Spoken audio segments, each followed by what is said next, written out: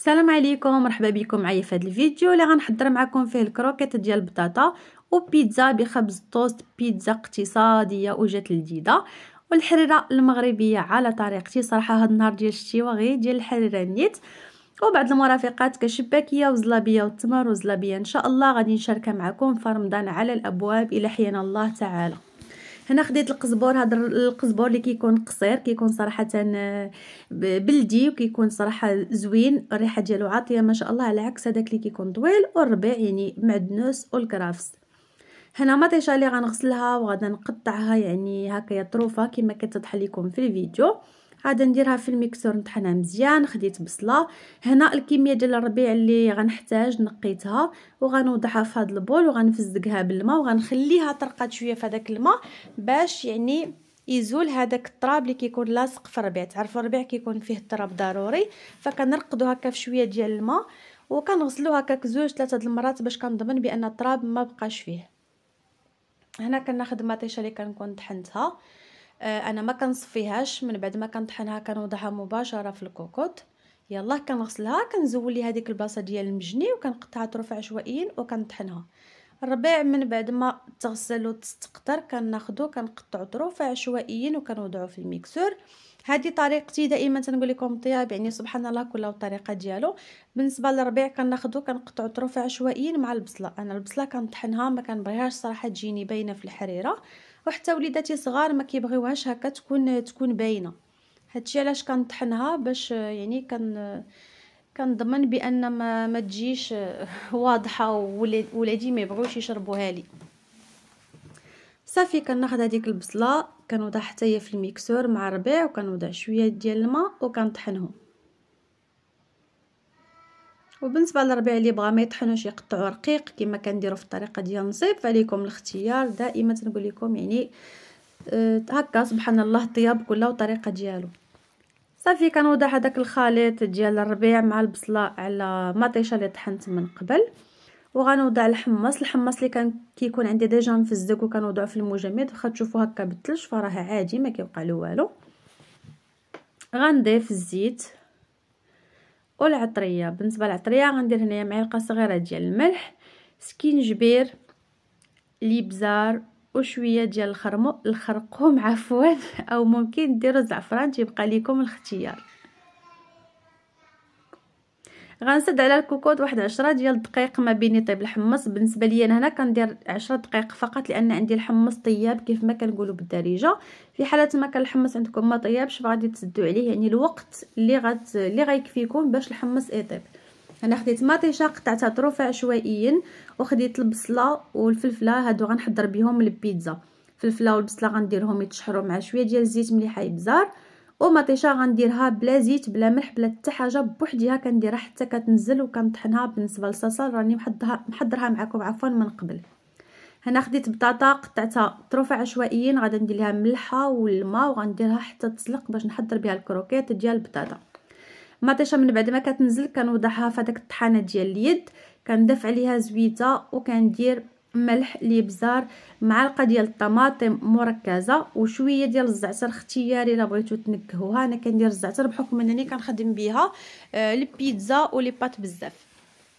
وكنوضعهم فوق النار حتى كيتقال القوام ديالها وكنحصل على واحد الصلصه اللي رائعه وزوينه. هنايا كنضيف ليها يعني 3 الحاجات لا غير، يعني الملح الابزار والزعتر، يعني هادوك العطريه اللي كنضيف ليها فقط. هنا التدويرات ديال الحريره خديت الماء والدقيق اللي دمجتهم مزيان. كان عندي صراحه الميكسور يعني محتاجه في حاجه اخرى، عفوا خلطتهم هنايا وغادا نصفيهم بالصفايه ضروري.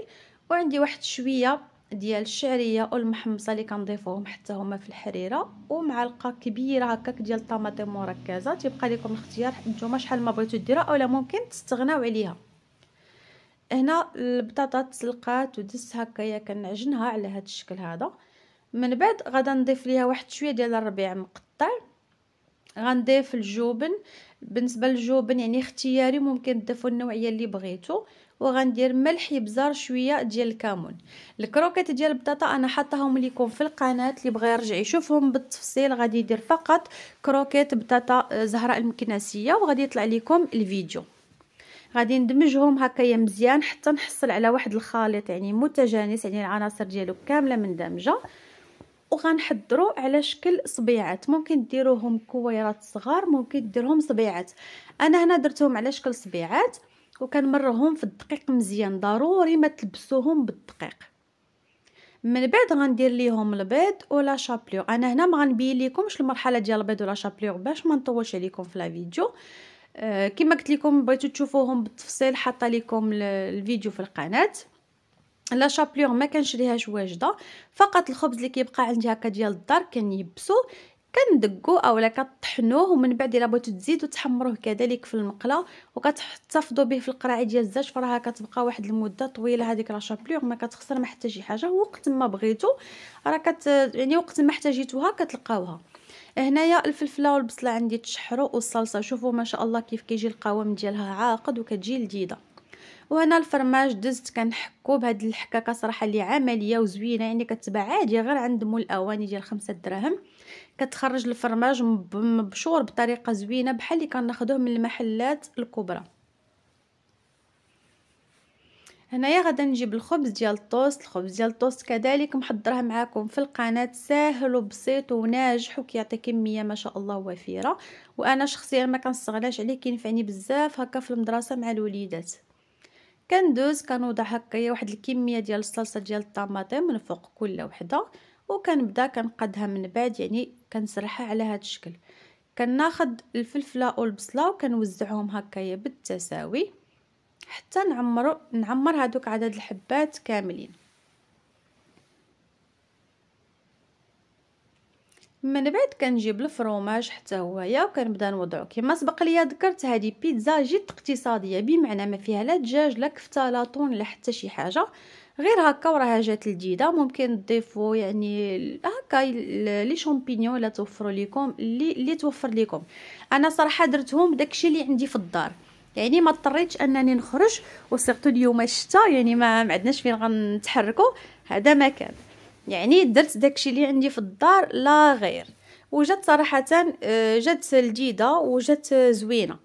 هنا من بعد ما غادي نعمرهم كاملين هكايا بالفرماج، وغندير ديك الحبه ديال الزيتون يعني غير تزيين، غادي نوضعهم في الفران. بالنسبه للفران ليكم الاختيار، بغيتو فقط توضعوهم من التحت والعافيه فوق منهم يذوب لكم الفرماج، بغيتو توضعوهم يعني من التحت ومن الفوق كما درت انا. جا هذاك الخبز ديال الطوست جا مقرمل يعني مقروش، جات صراحه واحد البيتزا اللي لذيذه والله العظيم الا جاو صراحه زوينين. يعني وضعت اللاطه من الفوق حتى تحمر شويه داك الخبز ديال الطوست من التحت، ووضعتهم من التحت حتى داب الفرماج على هذا الشكل هذا. صافي وضعتهم على جنب. والكروكيت ديال البطاطا هما قليتهم، جاو صراحه حتى هما رائعين وزوينين، وراه جاي رمضان على الابواب ان شاء الله يلحينا الله، ما كنستغناوش عليهم في رمضان، انا شخصيا كيعجبوني بزاف.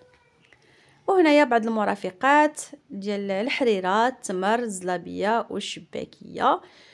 والحريره على طريقتي اللي شاركت معكم اليوم هي هذه، جات صراحه حتى هي زوينه. انا كيعجبني داك القزبور البلدي اللي كيكون قصير. شي مره ما كنكونش عواله صراحه ندير الحريره، ولكن فاش كيكون عندي هذاك القزبر اولا فاش كنلقاه كيتباع يعني كنديرها، كيشجعني انني نديرها، يعني كتجي صراحه الحريره به زوينه. لا فيديو ديال اليوم هي هذه، نتمنى تعجبكم. ما تنساوش تخليو لي لايك تشجيع منكم، شكرا لكم بزاف بزاف. فيديو اخر ان شاء الله، مع السلامه.